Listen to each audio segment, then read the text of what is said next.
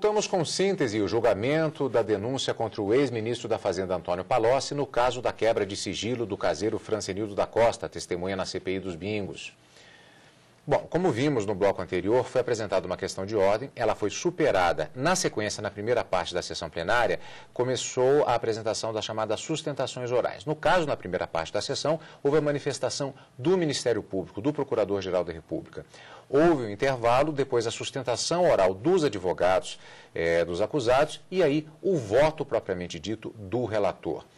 Lídia, foi um voto longo e detalhado, né, com relação à discussão sobre a admissibilidade ou não dessa denúncia contra os 3 acusados. Como é que nós podemos resumir o voto do relator em relação, já indo para a conclusão do ministro Gilmar Mendes, sobre se essas denúncias deveriam ou não ser aceitas pelo plenário do Supremo? Bem, o ministro Gilmar Mendes fez uma análise minuciosa a respeito da justa causa para a ação penal, ou seja, se havia realmente indícios suficientes de autoria e de materialidade, e ele fez isso em relação às três pessoas envolvidas. Então, com relação ao ministro Palocci, ex-ministro Palocci, ele entendeu que não havia indícios suficientes de que ele teria determinado a quebra do sigilo e que ele não é o destinatário legal dessas informações.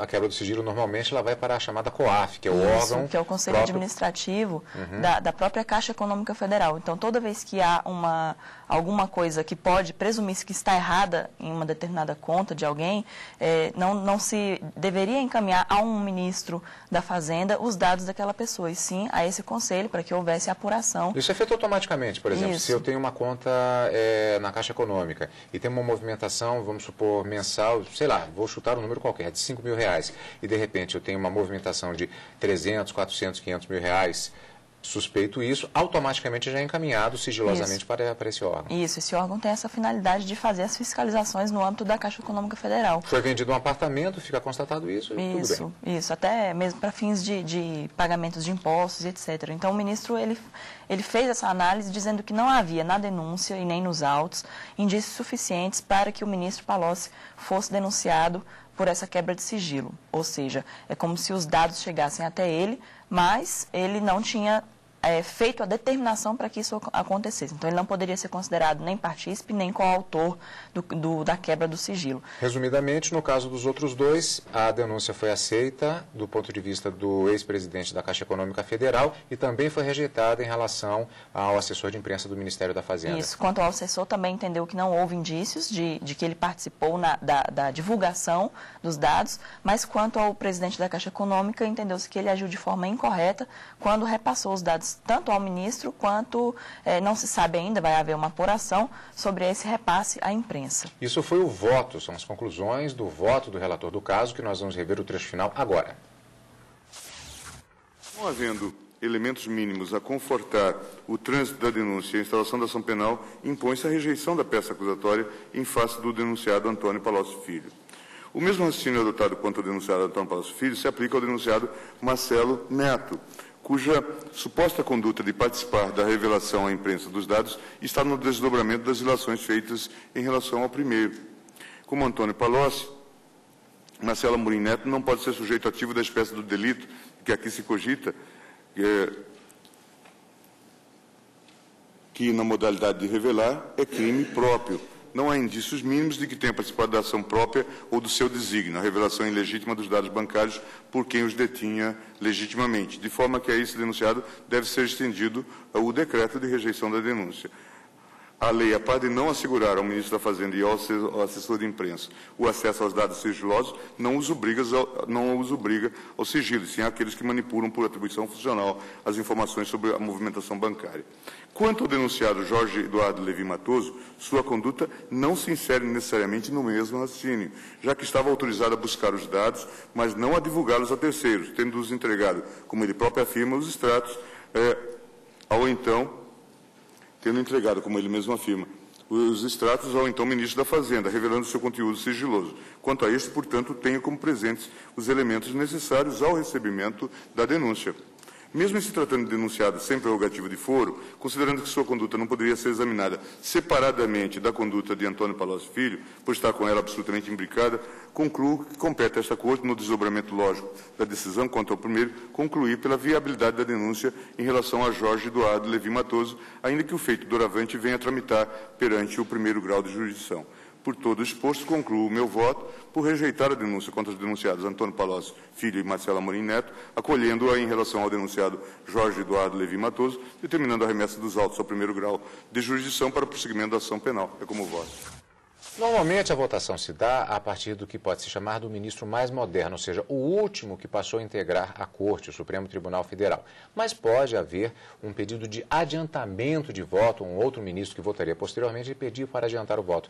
E foi o que aconteceu. O ministro Eros Grau, ele pediu para adiantar o voto e manifestou-se no sentido de acompanhar o voto do ministro relator Gilmar Mendes, que vimos já qual foi o posicionamento adotado.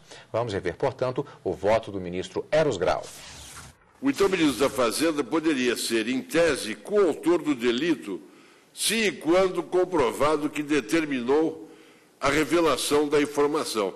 Não há, porém, nos autos, isso resulta confirmado no voto que acabamos de ouvir, não há, porém, nos autos elementos suficientes a indicar que Antônio Palocci Filho instigou a quebra de sigilo, ainda que se tenha beneficiado dela, e não detinha legitimamente a informação obtida mediante essa quebra. Não vejo como atribuir-se a ele, em tais condições, autoria imediata do delito.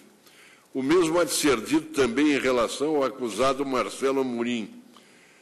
A ambos acode o desdobramento do princípio da dignidade da pessoa humana, na assertiva de que não se justifica a submissão de quem quer que seja a processo judicial que careça de substância efetiva a conferir-lhe viabilidade. No terreno das hipóteses, formulo a seguinte, irrespondível. Fulano mantém relações de amizade com Cicrano. Esse, em verdade, amigo desleal, falso amigo, pretendendo prejudicar Fulano, não beneficiá-lo, e podendo fazê-lo, quebra o sigilo de um terceiro, visando a envolver Fulano no cometimento do delito. A submissão de Fulano a um processo judicial nessa hipótese, sem dúvida alguma, afrontaria a sua dignidade. Eu acompanho Vossa Excelência, rejeitando a denúncia quanto aos acusados Antônio Palocci Filho e Marcelo Amorim Neto, acolhendo-a no que concerne a Jorge Levi Matoso. A divergência foi aberta pela ministra Carmen Lúcia. Como veremos em trecho do voto, ela entendeu que a denúncia deveria ser aceita na íntegra contra todos os acusados. A partir daí, portanto, ficou estabelecido um parâmetro para acompanhamento ou não pelos demais ministros. Claro, isso pode ser feito no sentido de que um ministro pode acompanhar um posicionamento, pode acompanhar outro, ou pode até mesmo abrir uma nova frente, um novo entendimento sobre a questão.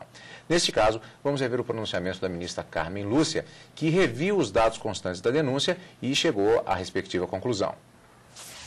Todos esses dados encadeados são, a meu ver, indício, e Vossa Excelência citou Malatesta, que diz exatamente que o indício é aquele argumento probatório indireto que deduz o desconhecido do conhecido por meio da relação de causalidade.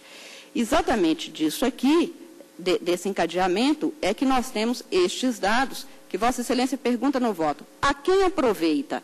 E o fato de ser beneficiário, e o ministro Eros no seu voto diz, pode até não apenas não aproveitar, mas prejudicar alguém. Mas, neste caso, há um encadeamento que, a meu ver, tal como apontado pelo Ministério Público, conduz exatamente a um quadro indiciário suficiente para o recebimento da denúncia, que, tal como Vossa Excelência, aceito perfeitamente. O próprio processo penal pode constituir um gravame à dignidade da pessoa humana quando não houver justa causa. Os dados havidos demonstrado, acho que de forma pormenorizada, uma narrativa concatenada, que permite o direito de defesa, porque são imputados determinados comportamentos. Exatamente nessas circunstâncias, tenho como atendido, portanto, o artigo 41 suficiente para o recebimento da denúncia. Portanto, acompanho Vossa Excelência no que se refere a Jorge Matoso, mas, pedindo vênia, eu realmente receba a denúncia. Bom, como dissemos, o resultado do julgamento numa sessão plenária ele pode ser variado. Os ministros podem votar colocando pontos diferenciados. A definição, digamos assim, de um placar, ela é bastante relativa. Mas em muitos casos, como aconteceu aqui, nós tivemos praticamente estabelecidos 2 posicionamentos que serviram de base para os outros votos. Isso estabelecido, inclusive com o ministro Eros Grau acompanhando o voto do relator, já estabelecendo, grosso modo, um placar, digamos assim, e com a divergência da ministra Carmen Lúcia, seguiram-se os votos do restante do plenário. Nós vamos agora acompanhar alguns dos principais trechos dos votos apresentados durante a sessão plenária da quinta-feira, dia 27 de agosto de 2009. Mas, a meu ver, não ficou, com todo respeito, minimamente comprovado, evidenciado, o nexo entre a conduta de Antônio Palocci Filho e Marcelo Neto e o resultado que se lhes imputa, que é exatamente a divulgação desses extratos. Então, senhor presidente, meu voto coincide exatamente com o voto de Vossa Excelência, no sentido de rejeitar a denúncia quanto a Antônio Palocci Filho e Marcelo Neto e recebê-la quanto a Jorge Matoso. Na prática, o ministro da Fazenda mantém, sim, um vínculo de superioridade hierárquica sobre o presidente da Caixa Econômica. Ou seja, o hierarca, nesse caso, é o ministro da Fazenda. Ele tinha ascendência, como tem na prática todo ministro da Fazenda, sobre o presidente do Banco do Brasil e o presidente da Caixa Econômica. Então, com esses fundamentos, com essas considerações, eu peço vênia ao eminente relator e aos 2 ministros que o seguiram para acompanhar a divergência inaugurada pela ministra Carmen Lúcia e assim receber a denúncia in totum, in solidum, contra os 3 acusados. E simplesmente baseado naquele velho princípio de que, em matéria penal, a dúvida deve sempre favorecer ao réu, eu vou acompanhar inteiramente, até porque os votos de Vossa Excelência têm subsídios brilhantes e consistentes. Vou rejeitar a denúncia por falta de justa causa em relação a Antônio Palocci, mas vou me considerar incompetente para me pronunciar a respeito do recebimento da denúncia em relação aos outros 2 denunciados, remetendo o caso ao juízo competente das instâncias inferiores. Portanto, eu acompanho neste passo a conclusão de Vossa Excelência para receber a denúncia quanto ao 2º acusado, porque, com relação a esse, efetivamente, há sobradas impressões digitais, mas a rejeitar a denúncia quanto ao 1º e ao 3º acusados. Peço vênia a Vossa Excelência e aos colegas que o acompanharam para subscrever os votos já proferidos pela autora da divergência, da primeira divergência, a ministra Carmen Lúcia, e pelo ministro Carlos Aires Brito. Recebo a denúncia, dando ao Ministério Público a possibilidade de se desincumbir da prova da imputação feita contra os 3 acusados e, assim, viabilizando a busca da verdade real. Peço vênia a Vossa Excelência e aos eminentes ministros que o acompanham para receber integralmente a denúncia do Ministério Público nos exatos termos em que foi formulada e oferecida pelo Procurador-Geral da República contra os 3 denunciados. Nesse sentido é meu voto. Prevaleceu, portanto, a tese apresentada pelo ministro Gilmar Mendes no sentido de rejeitar a denúncia contra o ex-ministro da Fazenda, Antônio Palocci. O mesmo destino também em relação à denúncia apresentada contra o jornalista Marcelo Neto, mas recebida a denúncia contra o ex-presidente da Caixa, Jorge Levi Matoso.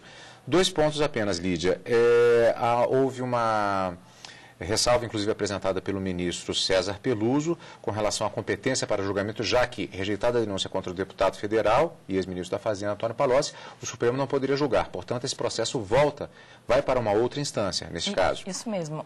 Inclusive, isso foi até trazido também pelo ministro Gilmar Mendes, porque ele diz que recebe a denúncia em relação ao presidente da Caixa, mas o juiz da primeira instância que seria o competente para julgá-lo, já que o ministro Palocci é que teria o foro por prerrogativa de função, como ele não foi aceita a denúncia contra ele, não é o Supremo competente. O ministro César Peluso, ele entendeu que ele não seria competente, inclusive, para analisar o recebimento da denúncia contra essas outras 2 pessoas, a não ser o ministro, porque já que não foi recebida também a denúncia contra o ministro o ministro Palocci, ele também não teria competência para analisar, inclusive, o recebimento da denúncia. Ou seja, quem teria que analisar isso na visão do ministro César Peluso seria o juízo competente, não o Supremo Tribunal Federal. E como fica aquela questão de ordem que ficou lá atrás, que seria a possibilidade de se dar vista dos autos para manifestação de quem, porventura, fosse aceita a denúncia, e no caso de Jorge Levi Matoso, como é que ficou essa situação? Isso,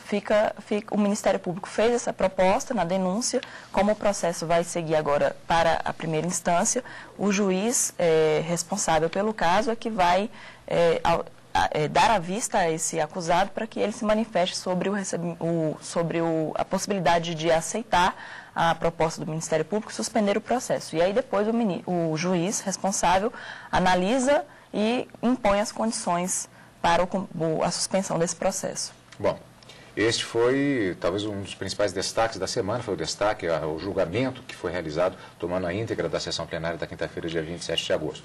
E aqui nós encerramos, portanto, com este último julgamento, o nosso programa Síntese de hoje. Claro, Lídia, já temos encontro marcado na próxima semana, quando teremos mais 2 edições de Direto do Plenário, com acompanhamento ao vivo da sessão plenária das sessões plenárias do Supremo Tribunal Federal, e o programa Síntese com os destaques dos julgamentos da semana. Então, encontro marcado até a próxima semana, Lídia. Até a próxima. E até a próxima, você também, amigo da TV Justiça, continue conosco aqui, na TV Justiça.